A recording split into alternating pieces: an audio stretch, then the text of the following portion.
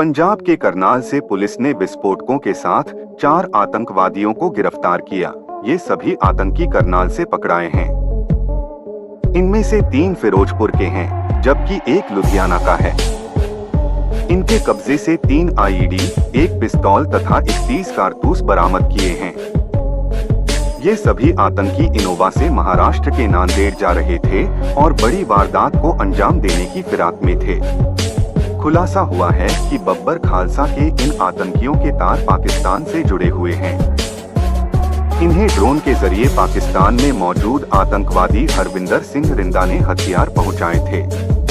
इस बड़ी घटना के खुलासे के बाद एक बार फिर से खालिस्तान आतंकी संगठन चर्चा में आ गया है।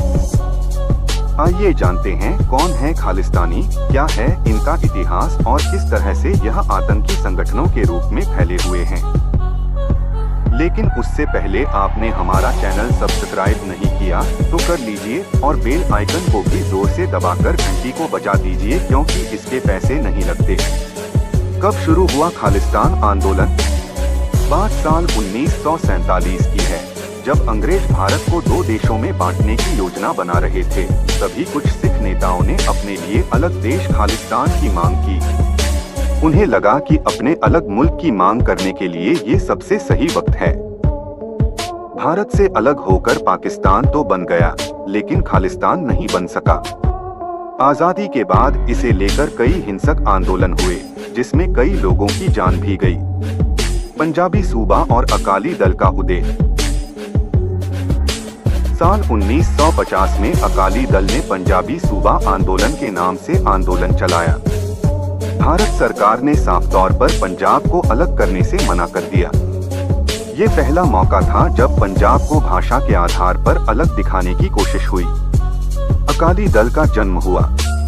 कुछ ही वक्त में इस पार्टी ने बेशुमार लोकप्रियता हासिल कर ली।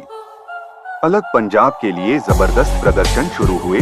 1966 में भारत सरकार ने पंजाब को अलग राज्य बनाने की मांग मान ली, लेकिन भाषा के आधार पर हरियाणा, हिमाचल प्रदेश और केंद्र शासित प्रदेश चंडीगढ़ की स्थापना हुई। अकाली चाहते थे कि पंजाब की नदियों का पानी किसी भी हाल में हरियाणा और हिमाचल को नहीं दिया जाए। सरकार ने इसे मानने से साफ इनकार कर दिया। अलग सिख देश की आवाज लगातार उठती रही। आंदोलन भी होता रहा। 1970 के दशक में खालिस्तान को लेकर कई घटनाएं हुई। 1971 में जगजीत सिंह चौहान ने अमेरिका जाकर वहां के अखबार में खालिस्तान राष्ट्र के तौर पर 1 पेज का विज्ञापन प्रकाशित कराया और इस आंदोलन को मजबूत करने के लिए चंदा मांगा। बाद में 1980 में उसने खालिस्तान राष्ट्रीय परिषद बनाई और उसका मुखिया बन गया। लंदन में उसने खालिस्तान का देश का डाक टिकट भी जारी किया। इससे पहले 1978 में जगजीत सिंह चौहान ने अकालियों के साथ मिलकर आनंदपुर साहिब के नाम संकल्प पत्र जारी किया, जो अलग खालिस्तान देश को लेकर था।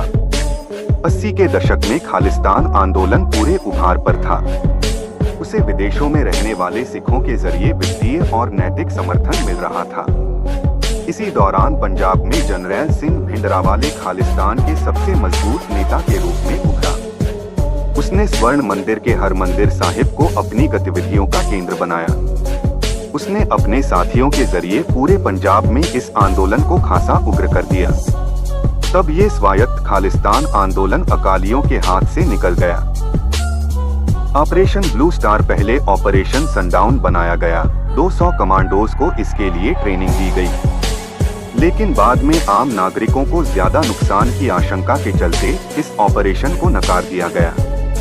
आखिरकार 1 जून 1984 में भारत सरकार ने ऑपरेशन ब्लू स्टार को अंजाम देकर सैन्य कार्रवाई की और इस आंदोलन को कुचल दिया। 84 के बाद खालिस्तान आंदोलन यहीं खत्म नहीं हुआ। इसके बाद से कई छोटे बड़े संगठन बने, जैसे Khalistan commando force Bhindranwale commando force of Khalistan, Khalistan liberation force, Khalistan liberation army, शहीद खालसा फोर्स। 23 जून 1985 को एक सिख राष्ट्रवादी ने एयर इंडिया के विमान में विस्फोट किया। 329 लोगों की मौत हुई थी। दोषी ने इसे भिंडरवाला की मौत का बदला बताया। 10 अगस्त 1986 को पूर्व आर्मी चीफ जनरल एएस वैद्य की 2 बाइक सवार बदमाशों ने हत्या कर दी। वैद्य ने ऑपरेशन ब्लू स्टार को लीड किया था।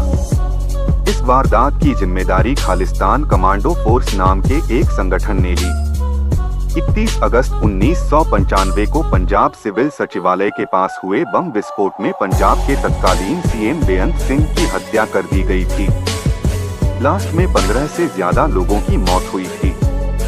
इन सब घटनाओं को खालिस्तान आंदोलन से जोड़कर देखा जाता है। कई दूसरे देशों में बैठकर भी खालिस्तान समर्थक भारत में कट्टरवादी विचारधारा को हवा देते रहते हैं। अगर आपको ये जानकारी पसंद आई है तो इस वीडियो को एक लाइक करके हमें मोटिवेट जरूर करें।